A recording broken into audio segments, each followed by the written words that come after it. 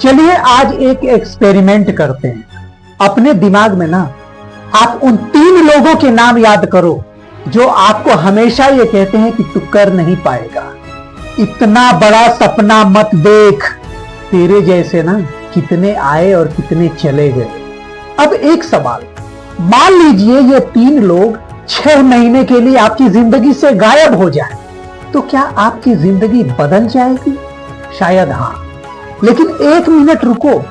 अगर ये 3 लोग आपकी जिंदगी से गायब भी हो जाएं और अगर इनकी बातें आपके दिमाग में रह गई तो फिर क्या होगा? फिर वो इंसान आपके सामने नहीं होगा, लेकिन आप जब भी कुछ नया करने जाओगे आपके अंदर से एक आवाज आएगी, छोड़ यार, मुझसे नहीं होगा। जब भी कोई मौका आएगा भाई रिस्क मत ले।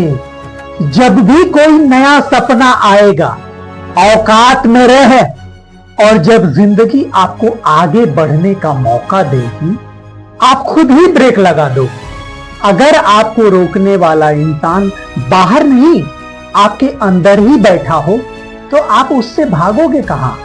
और यही वो जगह है जहां ज्यादातर लोग अपनी जिंदगी हार जाते हैं। आज आप असफल इसलिए नहीं हो रहे हैं कि आप में टैलेंट की कमी है। टैलेंट तो सीख कर भी हासिल किया जा सकता है ना। आप असफल इसलिए हो रहे हैं कि आपने किसी और की सीमा को अपनी सीमा मान लिया है। और अब मैं आपको एक ऐसी बात बताने वाला हूं जिसे सुनने के बाद आप अपने आसपास के लोगों को नहीं बल्कि अपने दिमाग को देखना शुरू कर देंगे। क्योंकि हजारों साल पहले कुरुक्षेत्र के मैदान में भी एक महान योद्धा खड़ा था। उसके हाथ में हथियार था, उसके पास शक्ति थी, अनुभव भी था, लेकिन फिर भी वो लड़ने से पीछे हट गया क्योंकि उसके सामने खड़ी सेना से ज्यादा ताकतवर उसके दिमाग में चल रहा उसका कंफ्यूजन था। उस योद्धा का नाम था अर्जुन। और भगवान श्री कृष्ण ने सबसे पहले अर्जुन को यह नहीं बताया कि तुम्हारे दुश्मन कितने ताकतवर हैं या कितने कमजोर हैं। उन्होंने सबसे पहले उसके मन के भ्रम को तोड़ा। क्योंकि जब मन हार जाता है ना तो हाथ में पड़ी हुई ताकत भी बेकार हो जाती है। और आज हो सकता है आपके हाथ में भी टैलेंट हो, मेहनत करने की क्षमता हो, एक सपना हो, लेकिन अगर आपके दिमाग में किसी और की आवाज चल रही है तो आप अपनी जिंदगी के कुरुक्षेत्र में बिना लड़े ही हार सकते हैं। तो आज सवाल यह नहीं है कि आपके आसपास कौन निगेटिव है, बल्कि आज सवाल यह है कि क्या किसी और की सोच ने आपके दिमाग पर कब्जा कर लिया है? और अगर आपका जवाब हां है तो आज की वीडियो को आखिर तक जरूर देखना, क्योंकि आज हम समझेंगे कि दूसरों की निगेटिविटी से अपने दिमाग को कैसे बचा सकते हैं, अपनी डिसीजन मेकिंग को कैसे वापस लाया जाए। और श्रीमद् भगवत गीता अर्जुन की इस मानसिक लड़ाई के बारे में हमें क्या सिखाती है।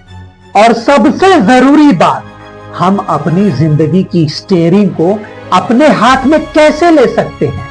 आज हमारे लिए सबसे पहले यह जानना जरूरी है कि किसी दूसरे की बात हमारे दिमाग में आखिर जाती कैसे। अगर आपने शुरुआत में ही इस बात पर ध्यान दे दिया ना तो मैं ये दावे के साथ कह सकता हूं कि आपको कोई भी नेगेटिव नहीं कर सकता, चाहे वो आपका कितना ही करीबी क्यों ना हो। अब इसे समझने के लिए एक उदाहरण लेते हैं। मान लीजिए एक बच्चा है, उसने पहली बार साइकिल चलाना शुरू किया, वो गिर गया। घर में किसी ने कहा रहने दे, तुझसे नहीं होगा। वो फिर गिरा। फिर दूसरी बार किसी ने कहा तू बार बार गलती करता है। तीसरी बार गिरा। फिर किसी ने कहा देखा, मैंने पहले ही कहा था। अब बच्चा जो है वो साइकिल से नहीं डर रहा है, बल्कि वो अब गिरने के बाद लोगों के बोलने से डर रहा है। और सेम यही चीज बड़े होने के बाद भी हमारे साथ होती है। बस साइकिल की जगह कैरियर आ जाता है, बिजनेस आ जाता है, पैसा आ जाता है, रिलेशनशिप आ जाता है और अपना काम शुरू करने का सपना आ जाता है। और लोग वही रहते हैं, लेकिन उनकी बातें हमारे दिमाग में और भी गहरी होती जाती है। पहले कोई कहता है तू कर नहीं पाएगा, फिर हम खुद बोलते हैं शायद मैं कर नहीं पाऊंगा।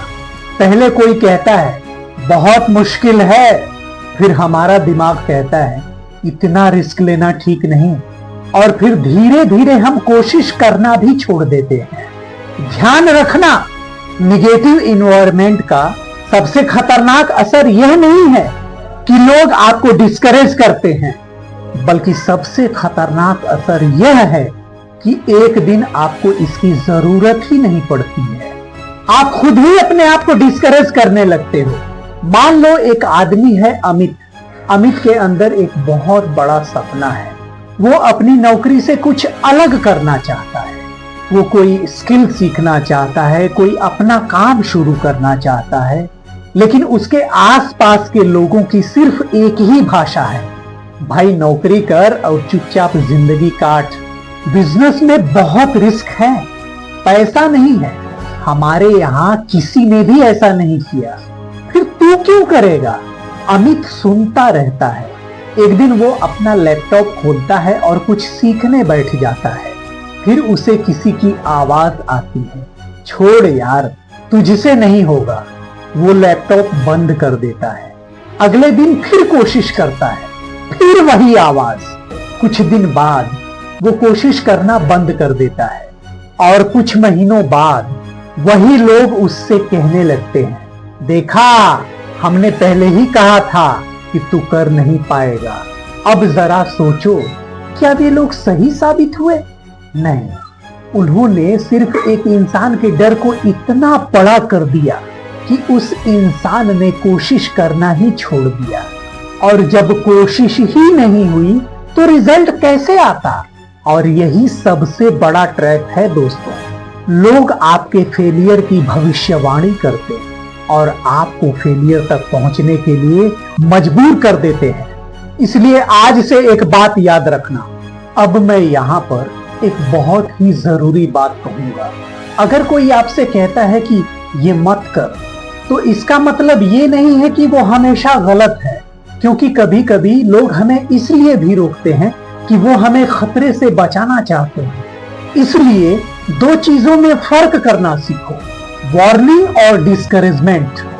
अगर कोई आपसे कहता है कि ये काम मत कर क्योंकि इसमें रिस्क है, तो सबसे पहले उसकी बात को सुनो, सीखो और रिसर्च करो। लेकिन अगर कोई कहता है कि तू कर नहीं सकता, तो सबसे पहले उससे यह पूछो कि क्यों नहीं कर सकता।